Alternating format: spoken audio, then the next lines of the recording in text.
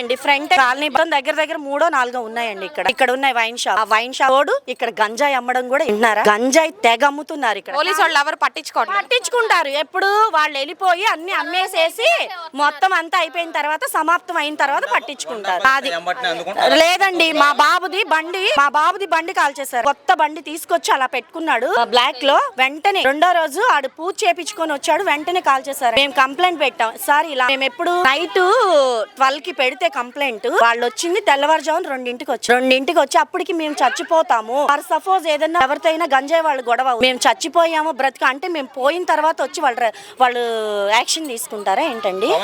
అప్పటిదాకా ఏంటి పరిస్థితి?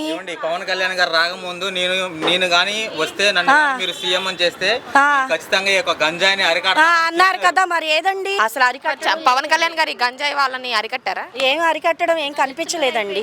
ఏం లేదు. చాలా స్పందిస్తున్నారా ముందు పవన్ కళ్యాణ్? మా కాలనీకి అయితే స్పందించలేదండి. నేను ఆ విషయాన్ని ఒప్పుకుంటా. మా కాలనీకి అయితే ఎక్కడ స్పందించారో మాకు అనవసరం. ఇక్కడైతే మటుకు ఈ రోజుకి వచ్చి ఏంటి అనేసి మా కాలనీలో అడుగు పెట్టింది లేదు. మా సమస్యలు ఏంటని కనుక్కున్నది లేదు. అతను విన్నారా? స్పందించట్లేదు.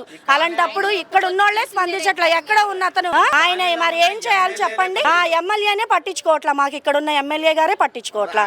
ఎక్కడ ఉన్న అతను ఏం చేస్తారని మేము ఎక్స్పెక్ట్ చేస్తాం చెప్పండి? మమ్మల్ని మటుకు దారుణం. ఇప్పుడు జగన్మోహన్ రెడ్డి గారు వస్తే ఏమన్నా బాగుండిద్ది అనుకోండి. ఈసారి ఇంకా మరి ఇలా చేస్తే, ఈ పరిపాలన చేస్తే మరి జనాలు ఇంకేం చేస్తారండి? అతన్నే తీసుకొస్తారు. ఇంకేముంది? ఇంకా అతనే వస్తారు మళ్ళీ.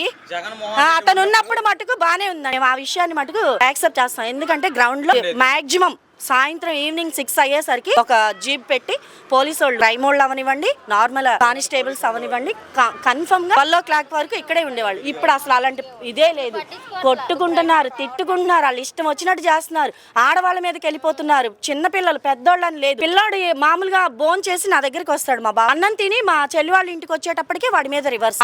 అలా అయిపోతుంది పొజిషన్. మేము ఎంతవరకు తట్టుకుంటామండి? ఇది మటుకు కరెక్ట్ కాదు. అడ్డం అయిపోతున్నారు. మమ్మల్ని ఏం చేసుకున్నా పర్లా. ఇది వేసిన తర్వాత వింటున్నారా? నేనైతే నేను మటుకు చెప్పాలనుకున్నది చెప్పానండి, అంతే. పవన్ కళ్యాణ్ గారు మటుకు ఇది మటుకు విని కన్ఫర్మ్ గా మాకు ఏదో ఒక న్యాయం చేయాలండి.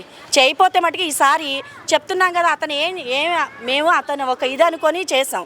అతను ఈ రకంగా చేస్తే మటుకు మేము ఏం చేయలేమండి. అందుకే ఈసారి మటుకు అతను రారు. అలాంటప్పుడు విన్నారా? అతను రారు. ఇంకా మేము ఇది చేయం కూడా. అంటే మీ కాలనీ ఓట్లేనా అంటే కాలనీ ఓట్లే కాదు, ఇంకా మేము 10 మందికి చెప్పొచ్చేమో ఈ రకంగా ఈ పరిపాలన చేస్తే ఎలా బ్రతుకుతామని చెప్పొచ్చేమో. వాళ్ళు వేయకపోవచ్చు. అలా ఒక్క ఓటైనా ఇంపార్టెంటే కదా వాళ్ళకి. అదే కదా మెయిన్.